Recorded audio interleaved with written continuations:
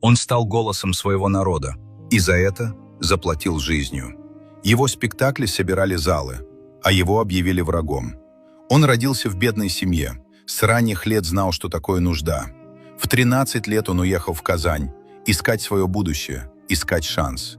Он учился в медресе, читал, писал, наблюдал. Днем мыл посуду в харчевне, чтобы выжить, а ночью мечтал о сцене.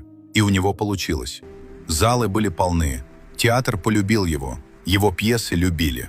Но в 1937 году все изменилось. Ночью за ним пришли, дом обыскали, рукописи изъяли.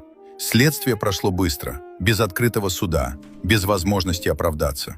В 1938 году расстрел. Его имя – Карим Тинчурин. Человек, который прошел путь от нищеты к символу татарского театра. Его пьесы ставят до сих пор. Сегодня его имя носит театр.